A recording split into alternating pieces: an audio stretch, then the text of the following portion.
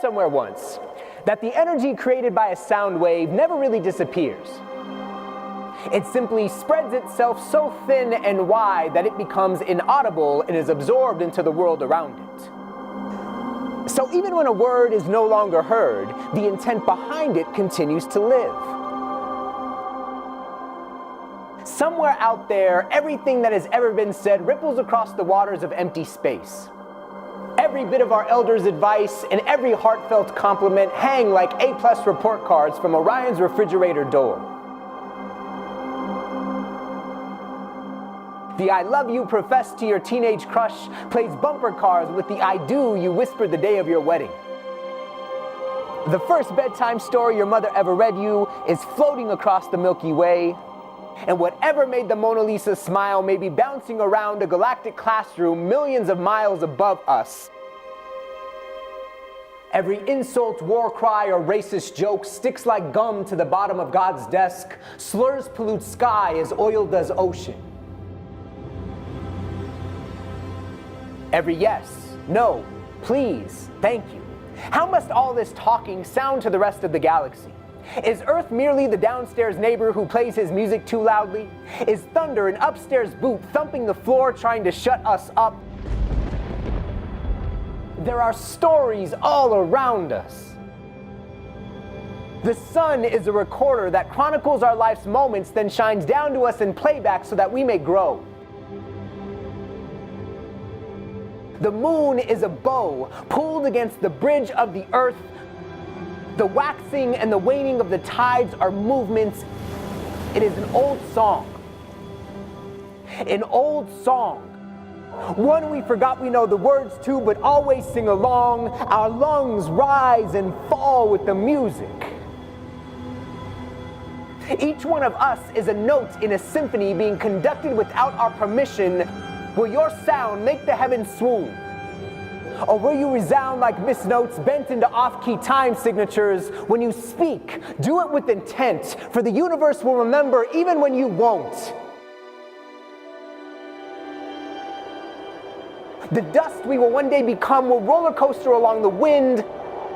Every gentle breeze is a prayer. Every syllable is permanent. We are permanent. Our laughter will become the beautiful graffiti upon the solar system. Every chuckle is a toss-up that bears your name. There is an heirloom resting underneath your tongue. What will this world inherit from you? We are building our legacy right now. These words, our bricks, our work, our mortar, this moment, our foundation alone. You are just one word, but together we make a sentence. Together we have purpose.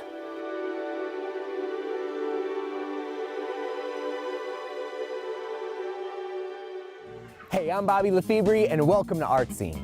Throughout the year, we have showcased some of the amazing arts in Denver.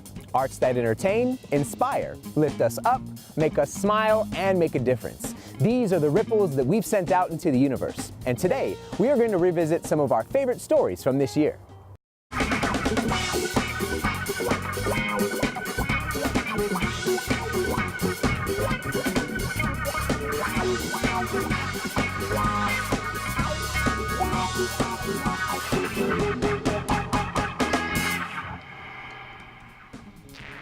Now, not only do we bring you great arts in Denver, but sometimes we like to show you what it's like to participate in them as well. And I get to try some really cool things, like aerial silks and Bollywood.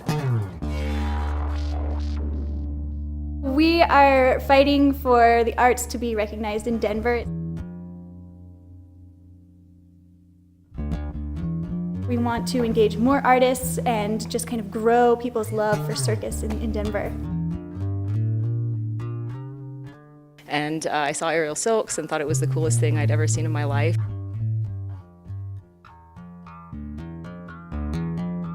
We have stilt walkers, or we have the lyra or trapeze, basically anything circus-wise you can think of. It might be your lucky day. We specifically want to include music, live music, and we really want to bring together the community.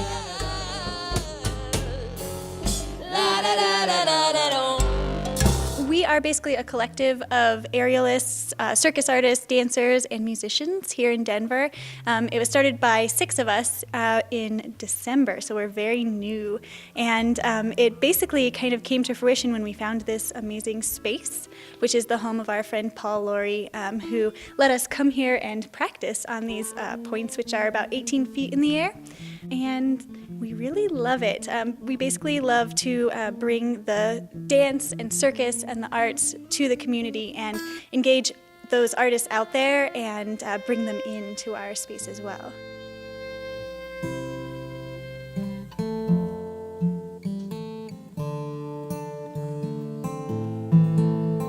Well, we actually just did our very first event. It was a cabaret that paired aerialists and circus and dance artists with musicians.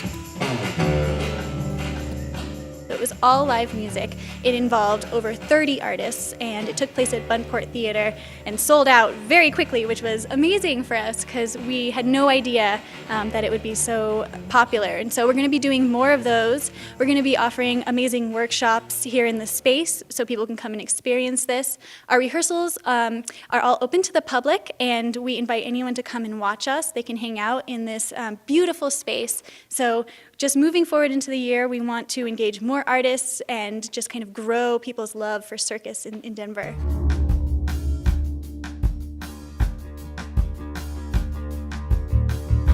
It looks really, really fun. I kind of want to learn how to do it. I'm no experience, but can you show me a little something? Yeah. Okay. We're gonna show you how to get into the knot. It's Okay. one of the first things that you learn, and it's really fun because you get to go upside down. Got it. You basically lean back and tilt backwards. Got it. That's gonna be you. That's gonna be me. Seconds. All right. All right. I think I can do it. All right. Let's do 3, 2, 1. Yes, that's it. Now you can let go with your hands. You're safe. We Okay. promise. Wow. It's really good for your back. Yeah. This is pretty cool. I don't know if I look as graceful as you guys do, but You look beautiful. Yay! that was great. Now I want to do all the spinny things, and you got to show me how to do the thing, and then, but let's turn the cameras off for that. I'll come back. What's your favorite part about your work as an instructor? Oh gosh, I just love sharing my love of dance with people. I get to find great music and share it with people and get everybody excited and sweaty and having a good workout and just enjoying music. It's just fun for me. What do you think is the role that dance can play in society in general? Why dance? I personally dance because it frees my soul, and I think everyone should try it. It's just so freeing, and it's just an expression. You don't have to say anything, it's just movement. We have all levels, so you can be a very beginner, never danced before. Yeah. And our motto is that dance is for everybody. We really believe that, it doesn't matter what size, shape, background, age you are, dance can be very empowering, and everybody is welcome to do it. That's amazing, and I'm gonna maybe be doing some stuff Yes, here with you you all are. tonight. We're gonna I'm teach you a watching few these ladies do the moves. thing, and I'm like, okay. We have a very, very special plan for you. Yeah. All right, well, let's get to it. Yes, all right, so we're gonna learn some moves. All right. We have all these backup dancers for Yes. you. All right. So first thing we're gonna learn to do is we're gonna learn how to twist the light bulb. Okay. So bring both hands up like this. All right. And we're gonna bend our knees and we're gonna drop the elbows and we're gonna twist. Yes, we say chakte. That means awesome in Hindi. Yes. All right. All right, you got that first one? I think so. You got the twist the light bulb? Got it. All right, so now we're gonna punch it out. So you're gonna punch the right fist down, and now we're gonna sit back and twist both hands as you sit back. All right, so should we teach them some Bhangra? Yay, Bhangra. So this is our favorite. This is from the region of Punjab. You gotta shrug those shoulders. Okay, so all we're gonna do is we're going to be tapping the right foot in front and then left foot in front. And you're gonna be doing that as you twist the light bulb. Good job, Bobby! All right, cool. That was just the tip of the iceberg. Oh, no, I thought it was it. No, you're not. Now the dancers, we're gonna come and dance with you. We Okay. call this freestyle. Okay. There we go. Say hello to Bobby. I lost it. You can do whatever you want. Wow. And boom. Good. Da, da, da.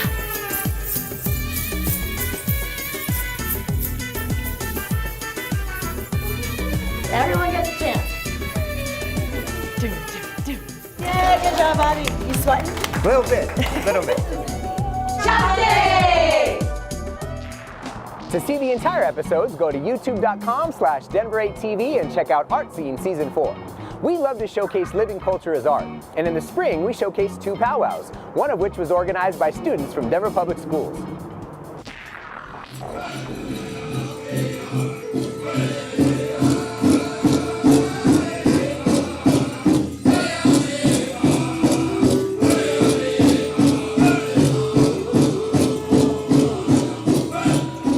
There's a prophecy about the 7th generation, and that's my generation. I am the 7th generation. That, you know, we're going to make a change in our communities, and we're going to make a change globally. And so today, it's just this idea of encouraging Indigenous youth. Growing up, I was raised by my traditional grandmother, so she would always tell me a powwow is really giving back to the people, a really time to celebrate life. The purpose of a powwow is really just to pray to the Creator, pray to our ancestors and everything that we have, Mother Nature, Sun, everything, just to pray and have a sense of community with all of our family and friends. We dance, we share prayers with each other. It essentially started out with different tribes having different dances, and so it just became like a celebration and a chance to come together and just kind of, gather and feast.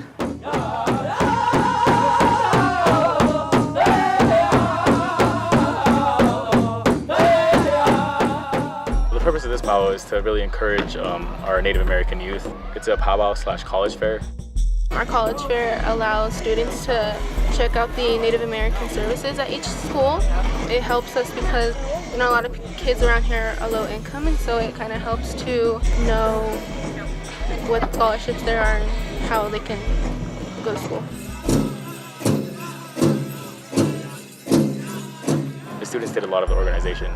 We would dedicate our Saturdays to waking up 7 in the morning and then driving to DU and then having an hour-and-a-half meeting every Saturday. This is organized by several schools in DPS. So we did fundraisers like at Chipotle and Panera, and we did like school fundraisers. So we like sold fry bread and mutton stew and everything like that. I want people to know that we're still here, and that although we've been through a bunch of stuff, we're still here and we're still strong, and we haven't given up. We won't give up. We're still here. We're still very much alive. We did survive a genocide. I'm part of the 0.5% in my student population, but I'm still here and I'm still a person. We're not costumes. We're not people that were never we're gone now. We're still here and we're still fighting. We're still gathering, and we still have powwows. We still come together. We have a lot of community events. My community is so loving. I love my community. It's amazing.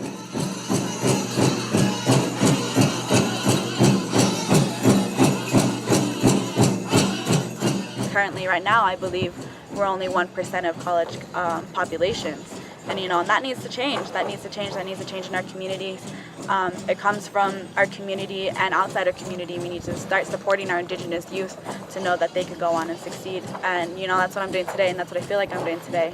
I have my little sister with me, and she's going to be able to see that. She's going to be able to see that there are other natives who are going to go on to college, and they're going to be able to do what they want to do with their lives.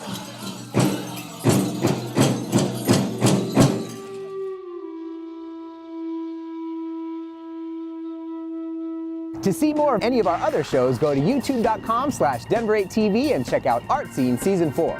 Much more artsy on the other side, including Next Stage Now, Tree of Transformation, Street Art Inc. From the Body to the Wall, and our very own First Lady of Denver, Mary Louise Lee.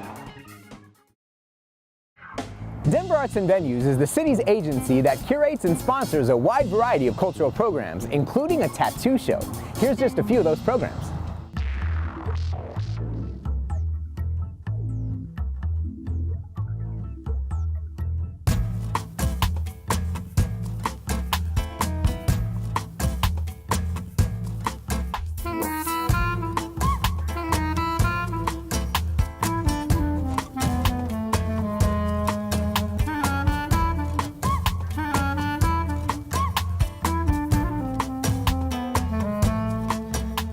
bringing movement, joy, and life to where there was none. The beautiful Denver Performing Arts Complex sits empty on nights where there are no performances. Until now. The Next Stage Now is a new program that's changing all that. The Next Stage Now is tied very closely to The Next Stage, which is the Denver Performing Arts Complex, their master vision plan for the next 5-10 years to update some of the areas around the complex, make it a more diverse, more sustainable arts complex, an arts complex for the 21st century and beyond. And so as part of that, The Next Stage Now was created to test market, basically, some programming that might fit into some of this new space.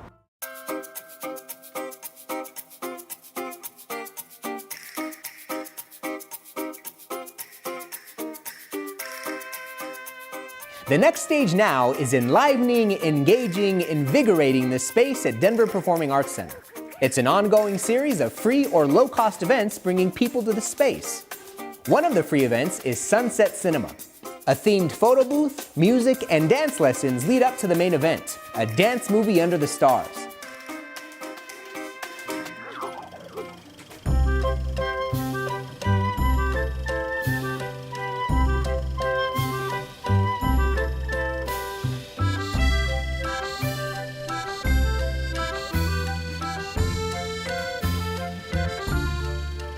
We're trying to see what we can do that's more tailored to the arts complex and isn't your typical film festival by having it be more interactive, having the dance lessons, having everything be very themed with the movie. I would love them to leave knowing that this type of thing is happening and to be looking for it and come back, and so we can grow these programs in the future and really just keep this space active. The Next Stage Now brings events throughout the year to people of Denver, ushering in an exciting transformation to the largest performing arts complex in the country, and bringing harmony, color, and community.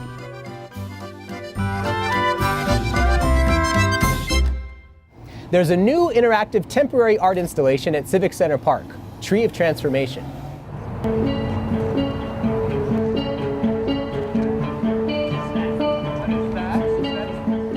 I've heard it described by the artist as a toy. It's an old antique piano with a tree growing out of it and steel pans up top that are activated once you play the keys.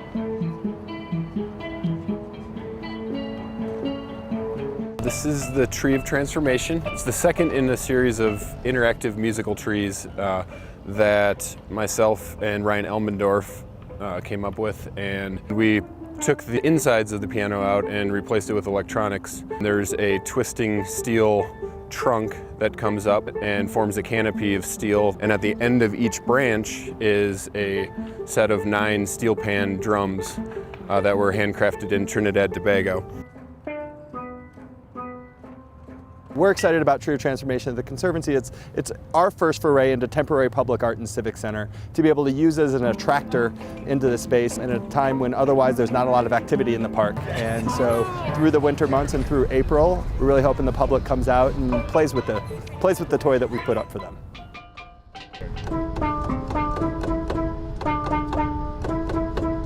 The inspiration for the tree kind of goes back to my daughters have this small toy piano, and just playing around on that, I thought it'd be really interesting to take kind of the idea of a toy piano that kind of sprouts out and creates something unexpected and different.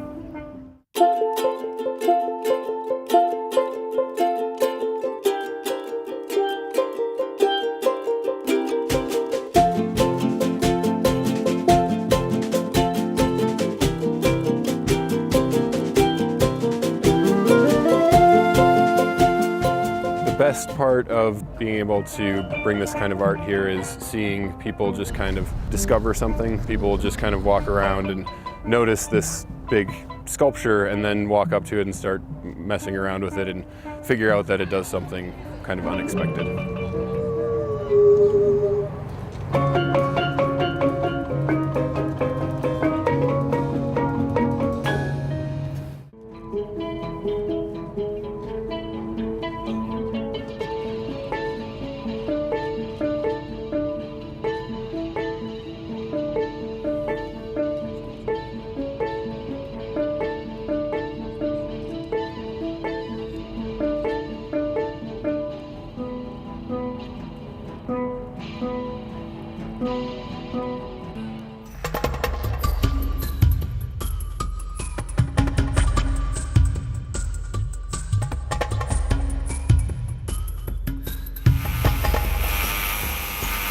We're kind of in the process of doing a full leg sleeve on Heather.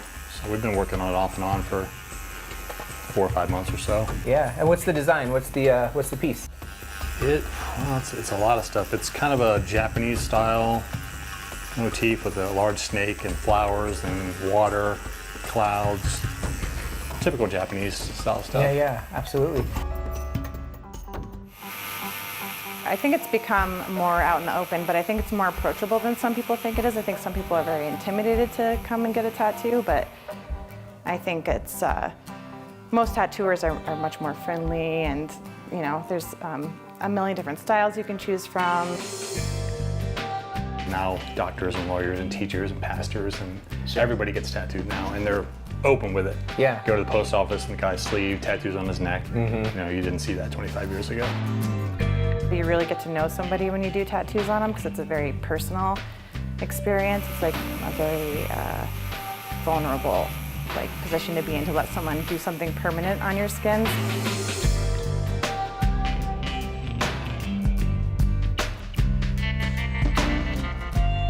We really wanted to highlight unusual art forms that maybe are not normally considered to be fine art. So tattoos, murals, and how we can showcase how there might be some overlap between the two of them. So working with Mary Valdez, and then working specifically with one photographer, Richard Todd from LA.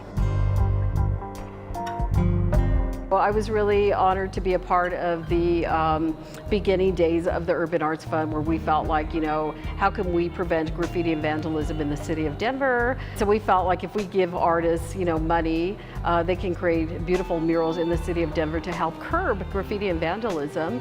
And I feel like we've been really successful. Like Sandy Calistro, for instance. I mean, she's a tattooist. She's been doing this for quite some time, and in my opinion, she's one of the best. Yeah. I love it that she's a female. But then also, I mean, the quality of work is so high, where we've utilized her work also in murals and in some of our other exhibitions, so it's fun. I've been doing murals with the city of Denver for about 7 or 8 years now, and it's just something I like to do on the side to change it up. I'm also a painter, so I just need a little bit of that in my life as well as tattooing, I think, too. They kind of like feed each other, and it's nice to have the two different types of arts. So what did you paint? What was the inspiration for the image on your mural? For the McNichols building, they were asking for like a tattoo-inspired mural, so I did a kind of one of my signature women with like the big eyes, and I did a few tattoos on her. Not every city can boast a First Lady who's a tremendous vocal talent, but we can. We had the privilege of catching up with our very own First Lady of Denver, Mary Louise Lee.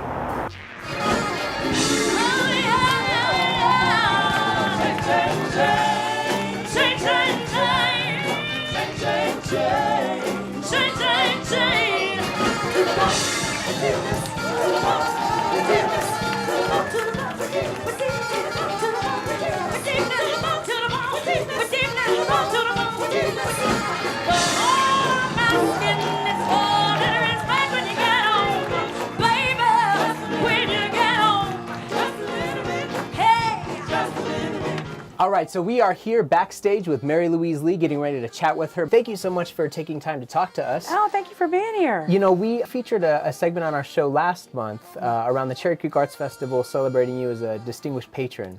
And through that, we found out that you've been involved in music pretty much your whole life. Mm-hmm. Can you talk to us a little bit about how you came to music?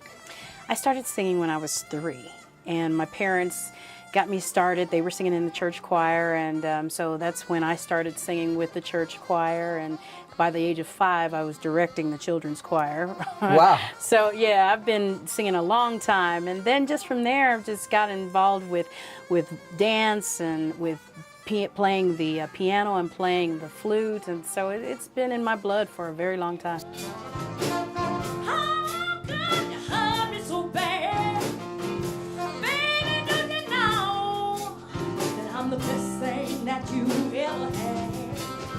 So singing, dancing, music, Yes. family. Oh, yeah. And as you were growing up, who are some of the influences that you kind of looked up to kind of get you to where you are now? My parents. definitely my parents and my mom. What a stage mom she has been throughout the years, and just my whole family. I have 3 older brothers, so I always say that because I had 3 older brothers, I yelled at them all the time, so I know how to project. Sure. So, yeah, they've helped me a lot.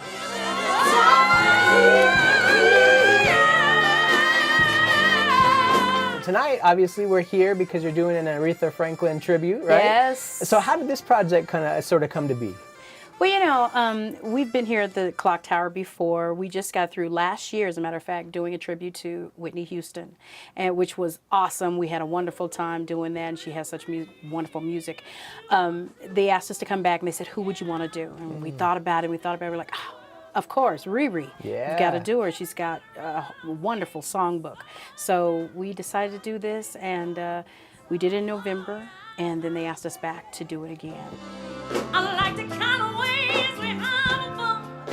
It's love and ways send me on and on and on. And you know, of course, you're an artistic force of your own, and you're also the First Lady of Denver, right? So Yeah. what is that like, balancing everything else It's with that? crazy. Yeah? It's crazy. Yeah. So, you know, it's like there are days when I'm like, oh, I'm First Lady. You know, Yeah. I will go to different functions and they're saying, hey, are you going to sing? I'm like, I'm First Lady tonight. You know, so I have to wear many hats, you know, but I try to balance them all and, you know, just do what I do. I'm Mary Louise Lee. I'm the performer, the singer actress who moves well, who happens to be First Lady of Denver. Absolutely. So that's how that stands right there. Yeah. Well, thanks for chatting with us. Thank you so much. We look forward to seeing the show. Thank you. R-E-S-E-C-T, take care, TCB.